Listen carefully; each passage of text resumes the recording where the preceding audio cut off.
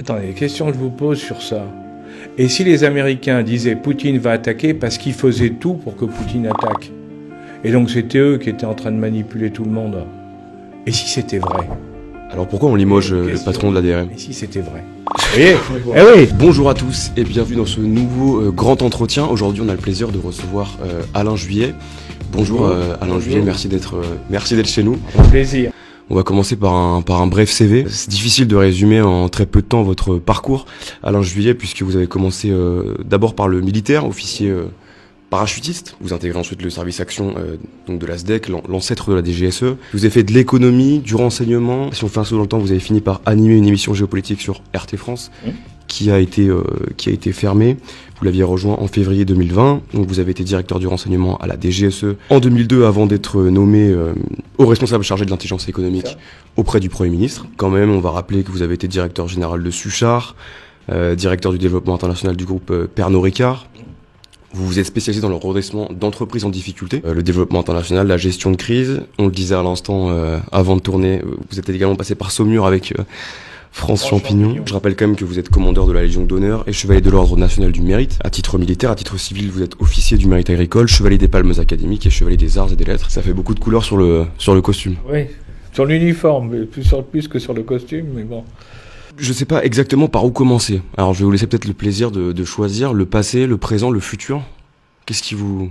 Ce que vous voulez, moi, tout m'intéresse, parce que de toute manière, le présent, c'est la suite du passé, et ça prépare le futur. Donc, il y a toujours quelque chose à dire sur chacun des domaines, chacune des étapes. Un des grands reproches que je fais aujourd'hui à la cancel culture ou à la woke culture, justement, c'est le fait qu'on nie le passé et qu'on ne regarde pas l'avenir. Lorsqu'on ne fait que regarder le présent, on se casse la figure. En vélo, quand vous regardez uniquement votre guidon, vous ne faites pas 10 mètres avant de tomber. Sauf Christopher Froome qui arrive à gagner le Tour de France en regardant son vélo quand même. Ouais, ça, c'est vrai. Donc, non, mais dans ce cas-là... Non, mais vous avez raison. Dans ce cas-là, sur le présent alors, puisque nous préparons l'avenir, on va faire un petit tour de l'actualité internationale. Ça fait quelques mois maintenant que la guerre en Ukraine a commencé. On dit guerre ou on dit opération spéciale Je vous dis ça parce qu'en préparant l'émission, on m'a dit attention, Alain Juillet est un pro-russe. Si je peux me permettre une provocation. Non, c'est-à-dire que bien entendu, je suis un ancien militaire, comme vous l'avez dit, je suis aussi un ancien du renseignement, donc une affaire comme l'Ukraine est une affaire passionnante, et à la fois non seulement par ce qui s'y passe, mais également par toutes les opérations d'influence et les manipulations de la population extérieure, des auditeurs, qui peuvent se faire à travers. Donc c'est passionnant parce que on a en vraie grandeur, on a une guerre, je dirais, classique, faite en vraie grandeur sur le territoire européen, dans lesquels il y a d'un côté un pays, la Russie, et de l'autre côté l'OTAN, qui utilise comme force pour le combat, qui utilise les Ukrainiens, comme les Américains avaient utilisé les Kurdes en Syrie, même chose. Et ça, mais en fournissant le matériel, bien entendu. Donc c'est très intéressant de voir ce qui se passe, comment ça se passe, et il y a plein d'enseignements à tirer pour tout le monde. Donc, ce qui m'intéresse alors aussi, en tant alors là que expert, comme vous disiez, c'est le fait que, et c'est très curieux, c'est qu'on regarde ce qui se passe en Ukraine et on ne regarde pas ce qui se passe ailleurs, et qui sont des conséquences ou des composantes de l'affaire ukrainienne. Par exemple, pour vous donner un exemple, il y a moins de 15 jours, mais pratiquement personne n'en a parlé, un exercice militaire fait en Asie, qui s'appelle Vostok 2022, dans lequel il y avait 50 000 militaires russes, c'est-à-dire en gros un quart de l'effectif qui est actuellement en Ukraine, qui ont fait une manœuvre dans laquelle il y avait les Chinois, normal, ils sont associés, les Indiens, ce qui montre que les Indiens ne sont pas du côté occidental. Bon, mais il y avait aussi, par exemple, l'Algérie. Personne n'en parlait en France que l'Algérie a participé à ça, ce qui prouve que tout proche de chez nous, de l'autre côté de la Méditerranée, il y a un pays qui notre président a été il y a peu de temps, qui en définitive manœuvre avec les Russes et donc n'est évidemment pas d'accord avec ce qui se passe en Europe. Ça, c'est des choses intéressantes sur lesquelles il faut réfléchir parce que la suite est complexe. D'accord. Donc sur le globe, on a plusieurs théâtres de conflictualité avec... Absolument. Et vous distinguez un ordre de priorité. Par exemple, vous parlez de l'Algérie, on voit que la Tunisie rejoint plus ou moins l'Algérie sur l'affaire du Sahara occidental par rapport au Maroc. Dans cette conflictualité-là, dans laquelle l'Espagne est aussi un peu mêlée. Si vous voulez, ce qui est sûr, c'est qu'actuellement, ce qu'on a derrière, là, je vais peut-être choquer vos auditeurs, mais pour moi, l'Ukraine, alors c'est horrible, avec tous les morts qu'il peut y avoir et tout ça, mais c'est un épiphénomène. Ce n'est qu'un petit élément d'un problème beaucoup plus sérieux et beaucoup plus grave à long terme, c'est le changement des équilibres internationaux. On est actuellement en train d'assister à la fin, ou au début du déclin plus exactement, des Occidentaux. On domine le monde depuis 1492, depuis Christophe Colomb, et là on commence à perdre pied. On commence à perdre pied au profit, alors bien sûr, de la Chine, qui est en train de continuer à monter, quoi qu'on en raconte, mais à côté de la Chine, de l'Inde, qui va être la deuxième puissance mondiale en 2050, il ne faut pas l'oublier quand même, personne n'en parle, et d'une Russie qui est en train de s'allier à la Chine et à l'Inde, c'est-à-dire, et quand on voit les sanctions qui ont été proposées par les Européens, incitées bien sûr par les Américains, mais mises en œuvre par les Européens, on s'aperçoit que ces sanctions, il y a 20 ans, quand les Occidentaux disaient « on va sanctionner quelque chose », tout le monde entier suivait. Aujourd'hui, qu'est-ce qui a suivi les sanctions et qui applique les sanctions à part les Européens et les Américains? C'est simple, il y a l'Australie, le Japon, la Corée du Sud, et puis c'est fini. L'Afrique, y compris l'Afrique francophone, elle dit pas question. L'Amérique du Sud, pas question. L'Asie, pas question. Ça veut dire que tous ces pays-là, et on voit à côté, excusez-moi, et le Proche-Orient, puisqu'on a vu dans la réunion de Shanghai de l'OCS qui s'est tenue il y a peu de temps, et puis on en parle pour les BRICS, pour la réunion du groupe des pays émergents, on voit l'Arabie Saoudite, l'Indonésie, qui veulent rejoindre la Chine et la Russie et le Brésil. Et ça veut dire que, en réalité, nous sommes en train de perdre pied par rapport à un monde qui change. Alors ça, c'est passionnant. Ça, c'est vraiment un vrai problème de fond. Et les Américains, on ne peut pas comprendre tout ce qui se passe actuellement si on ne tient pas compte de ça. Et donc de cette inquiétude américaine qu'on avait vue déjà sous Trump, mais d'une certaine manière, et dont on voit une autre forme de réponse avec Biden et les néoconservateurs, qui, eux, sont obsédés par la Russie, mais sans se rendre compte qu'en poussant la Russie dans les bras de la Chine, en réalité, on est en train de tuer l'avenir des Occidentaux. Enfin, moi, c'est ma conviction, et c'est ça qui m'inquiète beaucoup. Parce que je suis occidental et que c'est jamais drôle de voir le crépuscule d'une époque aussi extraordinaire que celle qu'on a pu vivre en 500 ans. Donc vous nous dites là, en tout cas, pour ma génération, plus que la vôtre, que notre avenir à nous... je vous conseille d'apprendre en particulier à manger du riz et à connaître les plats indiens. Parce que le monde est devenu, il faut savoir, on ne nous le dit pas assez, mais aujourd'hui, 50% de l'économie mondiale, plus de 50% est faite en Asie. Déjà, vous voyez ? Alors, la seule chose qui nous reste, c'est la puissance militaire américaine. Mais tout le reste, ça y est, c'est fini. On a perdu. Et donc, quand on bouge les bras et qu'on impose nos systèmes, en réalité, on n'est plus craint et on n'est plus écouté par personne. Ça, c'est un énorme problème. Et il faut qu'on en ait conscience. Donc, il faut apporter des réponses. Moi, je pense que la France a encore la capacité d'apporter des réponses, et comme les pays du sud de l'Europe, mais il faut à ce moment-là repenser beaucoup de choses. Et les causes de ce phénomène, si je vous écoute, en fait, quoi qu'on en dise, c'est la démographie. L'origine vraiment principale. La démographie et l'usure. La démographie, oui, pour les pays qui se développent. L'usure d'une civilisation pour les nôtres. Donc pas d'un système économique, pas d'un système financier, mais d'une civilisation. Quand vous entendez dans un pays comme le nôtre quelqu'un qui vous dit qu'on a droit à la paresse, vous pouvez dire que c'est le début de la fin. Sandrine Rousseau. Oui, mais c'est le début de la fin. Oui. Parce que, vous savez, moi je disais, il y a 30 ans, je connais bien la Chine. J'étais en Chine depuis... j'ai commencé mon premier voyage en Chine, c'était en 65, 66. vous voyez, ça fait un bout de temps. Hein. Et je suis revenu régulièrement. Et je me souviens, je disais aux gens, quand on me disait la Chine, la Chine, je disais, attendez, n'oubliez pas une chose. Nous, on travaille 35 heures, les Chinois dorment 35 heures et travaillent tout le reste du temps. La messe est dite, vous allez perdre. Ben, on y est. Et d'accord, mais c'est la force travail, c'est la culture de ces pays-là, ou c'est un système économique, financier et militaire qui est à bout de souffle? Regardez les Asiatiques, regardez les Vietnamiens, regardez ceux qui sont en France. Mais dans ce cas-là, pourquoi que maintenant?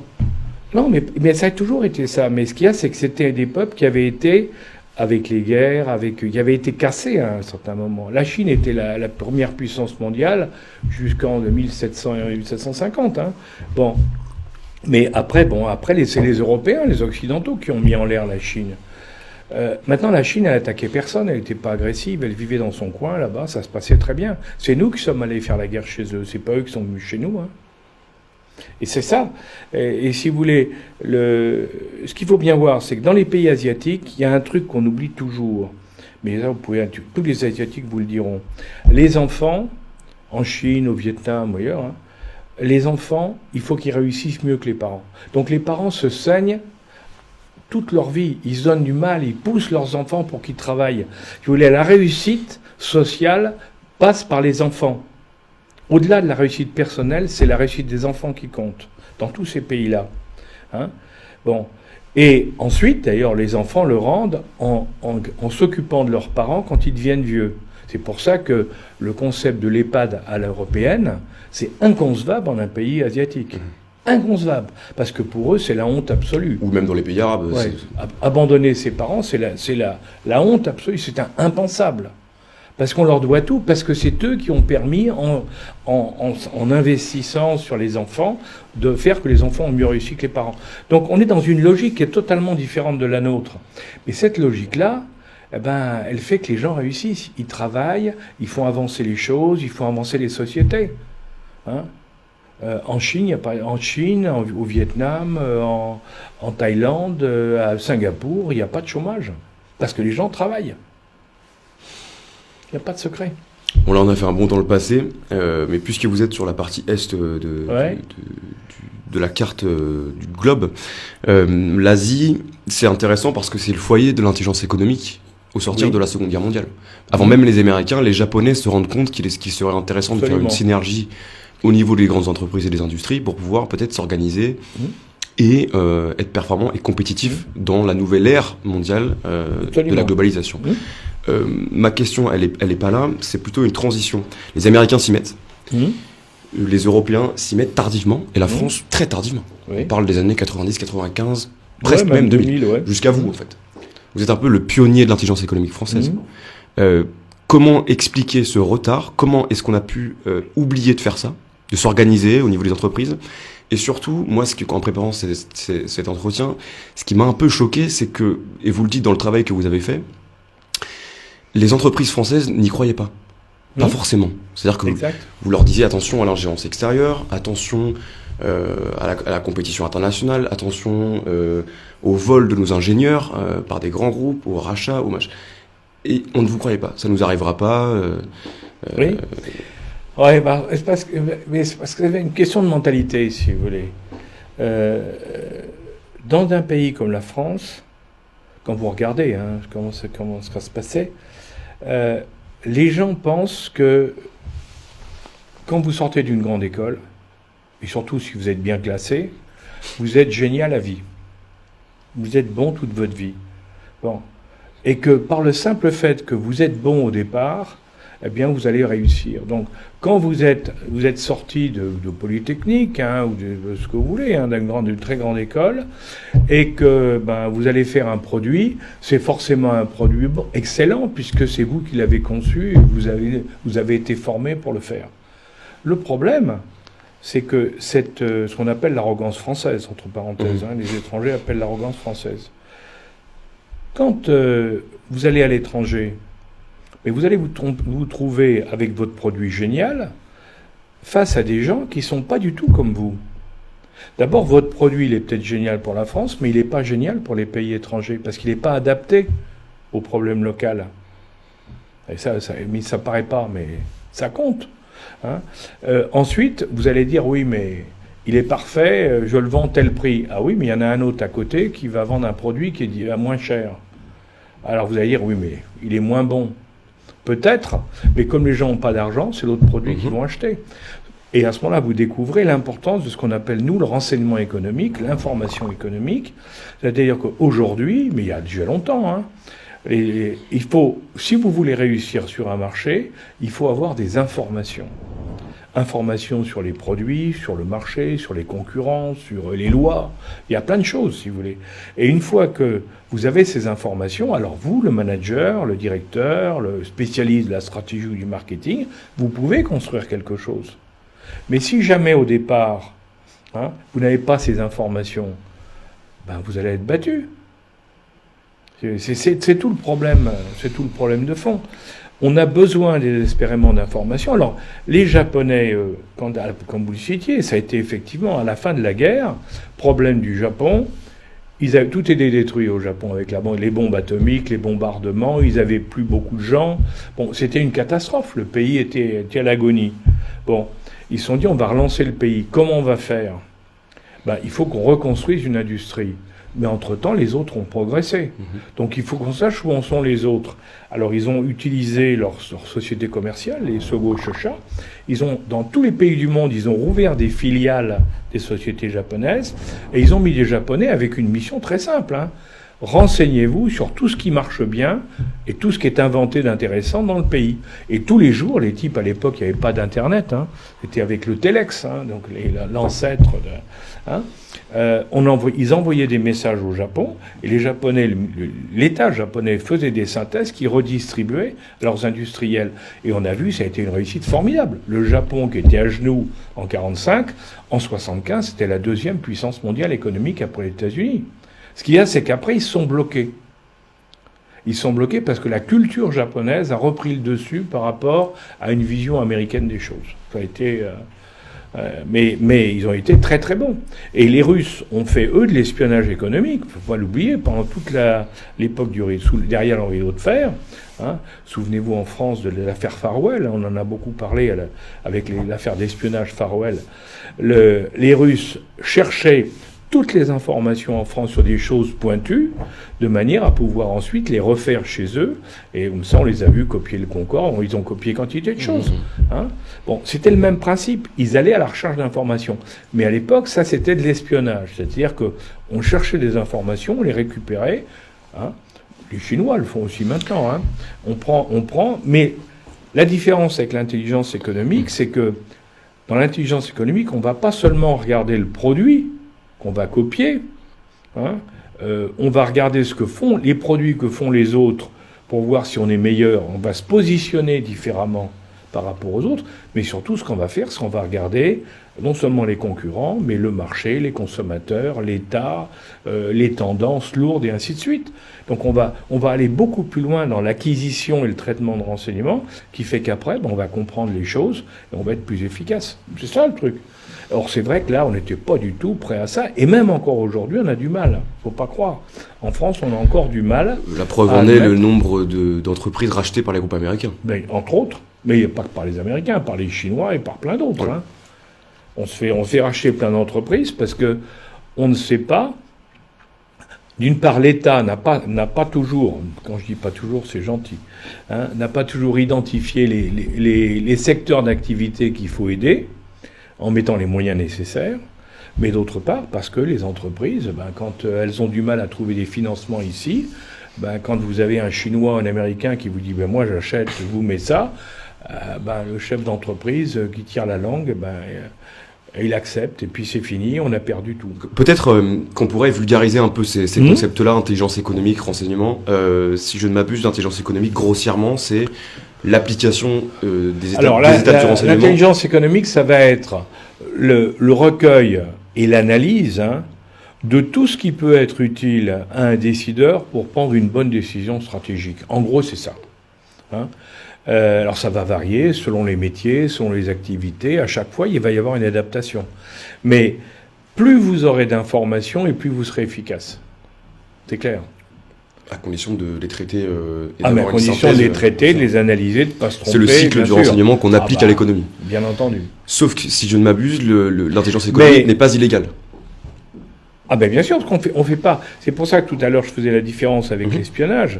C'est que l'intelligence économique, vous n'avez pas besoin de faire de l'espionnage, et encore plus aujourd'hui, puisque avec les nouveaux moyens, avec le numérique, avec tout ce qui circule sur la toile, dans les réseaux sociaux et partout, vous avez 95% de l'information sur n'importe quoi. Donc c'est pas la peine de risquer une entreprise, des problèmes et des procès, hein, et une dégradation d'image en faisant de l'espionnage alors que vous avez pratiquement tout à portée de la main. Donc oui, aujourd'hui, on peut faire de l'intelligence économique avec des moyens légaux et ça marche très bien. Et il y a plein de pays et plein d'entreprises qui savent le faire excellemment. Au-delà de l'intelligence économique, là vous soulevez un phénomène qui vraiment à l'avenir va prendre encore plus d'ampleur. La quantité exponentielle d'informations qu'on peut trouver sur Internet. Aujourd'hui, quand on fait du renseignement, les sources ouvertes peuvent presque suffire. Oui, mais c'est ce que je vous disais. En gros, 95% de l'information sur n'importe quoi est disponible. Il suffit de savoir le chercher. Donc le problème, c'est comment faire pour aller chercher l'information. Et là, il faut connaître où on trouve les banques de données, les informations, les réseaux, enfin tous les sites, tous les moyens pour aller où sont stockées des données. Hein. Mais on voit qu'aujourd'hui, il y a des logiciels remarquables, il y en a un peu partout, qui permettent d'aller très vite, très loin, et de récupérer des quantités d'informations. Alors après, bien sûr, le problème que nous avons, c'est que par rapport à il y a 20 ans ou 50 ans, c'est qu'on est noyé sous la masse d'informations, alors qu'avant, on n'en avait pas beaucoup. Donc ça, c'est un autre problème. Si on l'a changé aujourd'hui, l'analyste, si vous voulez, son problème, c'est vraiment de sélectionner les bonnes informations, enfin les plus pertinentes. C'est pas les bonnes, c'est les plus pertinentes des informations dont il dispose. Donc la difficulté, c'est de faire le bon choix. Voilà. Et cette masse d'informations ne va pas décroître, et on va en plus y ajouter des fausses informations volontaires. Alors oui, alors ce qui est la nouveauté, mais là c'est depuis une dizaine d'années, c'est la manipulation de l'information, c'est-à-dire que dans l'économique, les gens vont balancer de fausses informations qui vont dégrader l'image d'un concurrent. C'est pas très joli, c'est pas éthique, mais ça se fait couramment. On va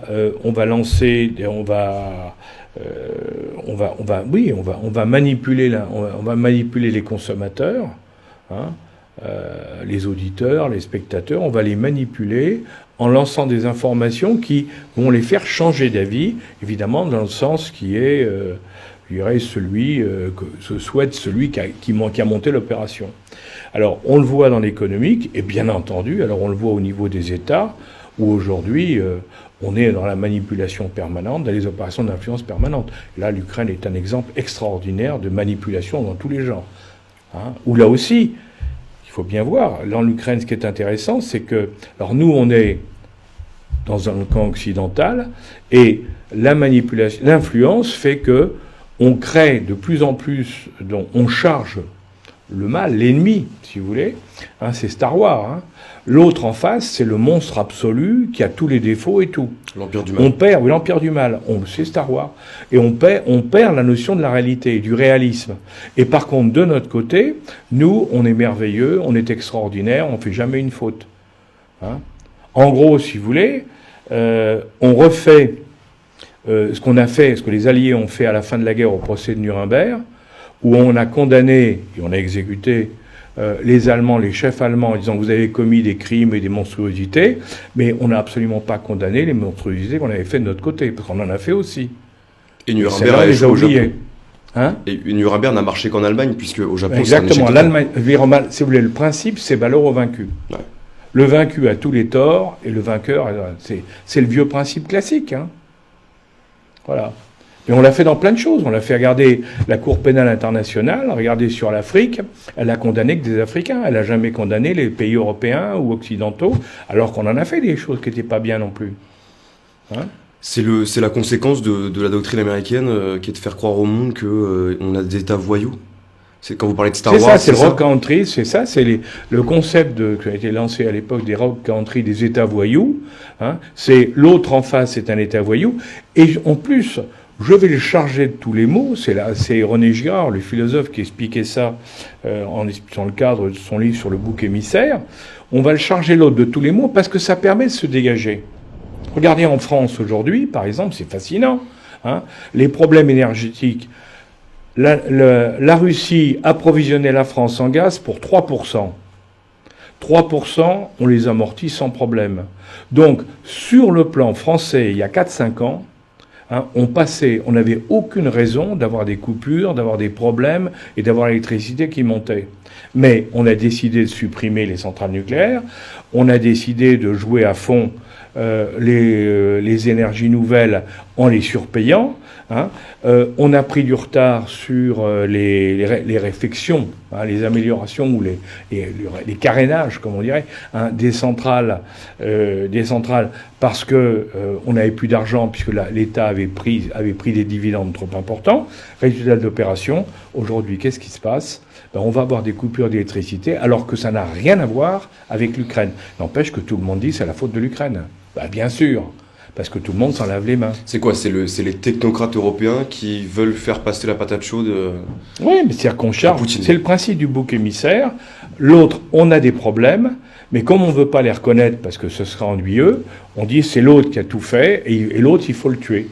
Et en le tuant, évidemment, à ce moment-là, le bonheur reviendra. C'est intéressant ce que vous dites parce que quand on regarde la composition médiatique aujourd'hui sur tous les experts qui passent à la télévision pour nous expliquer le conflit en Ukraine, on a quand même une opinion majoritaire qui est de condamner Poutine et de soutenir Zelensky. Oui, mais attendez, mais l'indépendance française et le côté gaulien des choses, la vision gaulienne des choses, elle a disparu. De Gaulle ne serait pas tombé dans ce travers. De Gaulle, c'était autre chose. Vous êtes une des rares figures qui dit attention, il faut regarder les deux côtés, il faut être neutre, il faut. Mais bien sûr. Alors le renseignement, alors là, moi c'est un homme de renseignement qui vous parle. Le renseignement implique d'être le plus neutre possible pour regarder froidement la situation. Si vous commencez à vous laisser influencer ou manipuler, vous ne pouvez pas avoir une vision juste. Vous voyez ? Donc, ça veut dire que c'est difficile par moments, parce qu'il y a des moments où spontanément, émotionnellement, on réagit en disant c'est scandaleux. Bon, il est évident que Poutine n'aurait pas dû déclencher. Alors, une fois je vous dis ça, Poutine n'aurait pas dû déclencher la guerre en Ukraine, en tout cas pas dans ces conditions-là. Bon, ça c'est le premier point. Le deuxième que je suis obligé d'ajouter, c'est que les Américains ont tout fait, hein, en poussant les Ukrainiens pour que ça se passe. Donc là déjà, on commence à pondérer, si vous voulez. Ensuite, on s'aperçoit que depuis 2014, tout a été fait. Les Américains ont surinvesti, ont préparé, avec des gens de l'OTAN, ont préparé l'armée ukrainienne pour faire la guerre.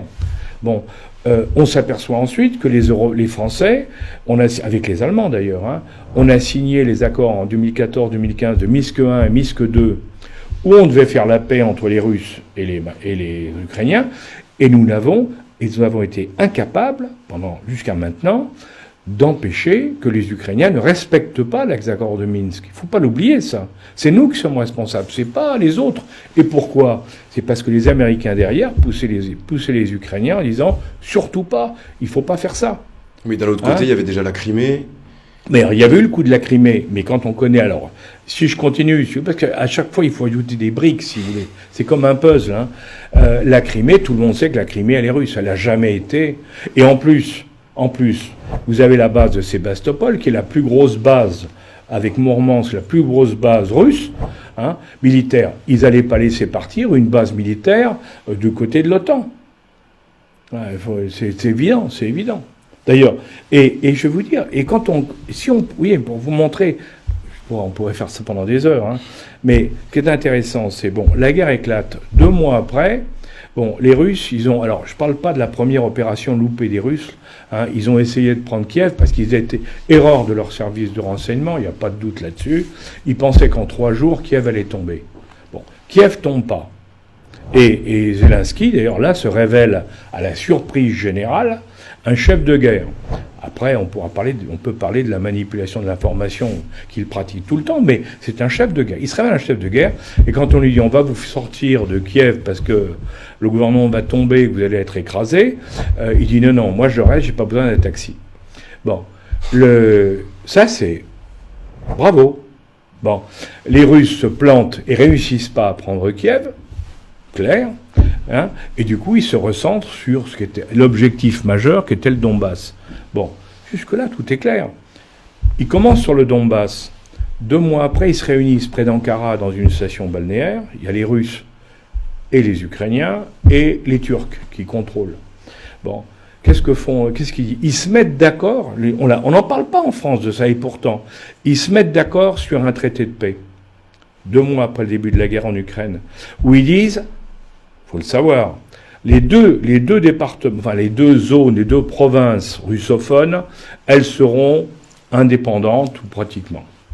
Bon, la Crimée, on l'oublie, et l'Ukraine devient neutre, garantit la neutralité de l'Ukraine. Bon, qu'est-ce qui se passe?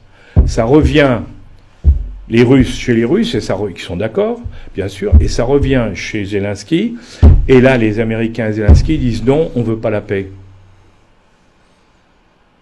Qu'est-ce que demandaient les autres? La neutralité, et que les 2 provinces russophones soient indépendantes, dans la mesure où il y avait eu, depuis 2014, par notre faute, il y avait eu la guerre dans ces 2 provinces. Vous savez, il faut... Alors, bon, je vous dis, on peut... Alors, bien sûr, quand je vous dis ça, vous allez me dire, ah, mais comment vous défendez? Je défends personne. Moi, je dis, les Russes ont fait une erreur de faire cette guerre. Toute guerre est une catastrophe. Ils se sont plantés à Kiev. Ils ont sous-estimé l'appui américain. Ils sont complètement trompés sur l'appui américain qui serait donné aux Ukrainiens. Ça, c'est clair. Hein. Par contre, sur les sanctions, excusez-moi, résultat des sanctions après 1 an, enfin pas 1 an, même pas 1 an d'ailleurs. Hein. Bon, résultat des sanctions, vous l'avez vu. Hein. L'euro a baissé de 20%, le dollar est stable et le rouble russe a monté. Et qui s'est trompé? Moi, je suis pas masochiste. Si jamais on me dit... moi, quand j'ai entendu notre ministre des Affaires étrangères, le ministre de l'économie dire on va mettre les Russes à genoux, pour le moment, c'est nous qui sommes à genoux. Et quand cet hiver, il y aura des coupures d'électricité, c'est nous qui serons à genoux. Hein. Alors, il faut peut-être se poser des questions. Et là, je reviens à ce que je vous disais au début. L'homme de renseignement, l'homme d'intelligence économique, il doit regarder tout de manière absolument froide, sans être partisan ni d'un côté ni de l'autre. Surtout pas. Il regarde et il essaie de comprendre. Et après, c'est au politique de faire sa stratégie. Parce que lui a d'autres objectifs. C'est ça le truc. Bon, tout le monde sait que les Américains veulent pas... Les démocrates américains, tout le monde sait qu'ils veulent pas faire la paix en Ukraine. Très bien. Est-ce que nous, on doit suivre les néoconservateurs et les démocrates américains? Ça, c'est un autre problème. Mais moi, je ne dis pas que c'est bien ou mal. C'est aux politiques de décider. Mais par contre, ce que je dis, moi, c'est qu'on doit être informé sur la réalité de ce qui se passe vraiment sur le terrain. Et là, évidemment, c'est pas vrai. On ne nous raconte pas la vérité. On va rappeler d'ailleurs que les démocrates américains font beaucoup plus, voire même quasiment dans la majorité des cas, plus la guerre que les républicains. Ah, toujours. Quand on regarde, si vous regardez, à part Bush, dans l'affaire, parce qu'il y avait eu les Twin Towers, hein, l'attaque contre les Twin Towers à New York. Mais en dehors du cas de Bush, toutes les guerres ont été lancées chez les Américains par les démocrates. Ça, il faut le savoir. Et ça, on l'entend vraiment pas. On n'en parle pas. Ah oui, mais on n'en parle pas de même. Mais pourtant, vous savez, les Américains, on n'en parle pas. Mais les Américains, ils ont lancé, quand vous regardez les guerres directes ou indirectes qu'ils ont faites depuis 1945, il y en a eu plus de 50. Ils n'en gagnent pas. Pas. Ils n'ont pas gagné une seule. Non. Mais en réalité, ils montrent leurs muscles, si vous voulez. Alors maintenant, ils ont trouvé les systèmes en Syrie, hein, les grandes batailles, Mossoul et tout ça qui sont là. C'est les Kurdes qui se sont faits, c'est les Américains qui ont payé les Kurdes en leur disant « vous en faites pas, après vous aurez votre territoire ». Et puis une fois qu'ils ont conquis Mossoul et qu'ils se sont fait massacrer en prenant la ville de Mossoul ou Raqqa, après les Américains ont laissé tomber les Kurdes. Ils ont abandonné. Alors que les eux qui avaient... Là, moi, ce qui m'inquiète dans l'affaire ukrainienne, c'est la même chose. Moi, je pense que les Ukrainiens servent aujourd'hui de chair à canon aux Américains dans les objectifs politiques américains. Mais ce que je crains, c'est que le jour où il y aura d'autres intérêts, c'est qu'on laisse tomber les Ukrainiens. Et là, on s'apercevra qu'il y a eu des dizaines de milliers de morts ukrainiens pour pas grand-chose. Alors ça, on est responsable quand même. Et peut-être aussi des jeunes soldats russes pour pas grand-chose non plus. Mais pareil, mais je vous ai dit que moi je trouve qu'on n'aurait jamais dû faire cette guerre. Mais je comprends aussi Je comprends. Et là, c'est l'homme de renseignement froid qui regarde ça. Je comprends aussi que quand M. Zelensky, 5 jours avant le début de la guerre, à Munich, à la conférence de Munich sur la sécurité, dit « je veux rentrer dans l'OTAN et je veux la bombe atomique », les Russes, qui sont à Sébastopol, à 300 km d'Odessa, le grand port ukrainien, je comprends qu'ils s'inquiètent en disant « mais si l'OTAN est installée à Odessa, à 300 km de ma base de Sébastopol, qu'est-ce qui se passe ?» Et je vous rappelle que, là vous étiez il y a très longtemps de ça, hein, mais quand il y a eu la crise de Cuba entre Khrouchtchev et Kennedy, il y avait 300 km entre Cuba et la Floride, et les Américains ont failli faire la guerre nucléaire mondiale, parce qu'ils ont dit aux Russes, et pas question que vous installiez à 300 km de nos bases en Floride. Tiens, 2 poids, 2 mesures. C'est intéressant parce que avec la présidence Trump, les États-Unis ont tenté de redéfinir un nouvel ennemi au monde, la Chine.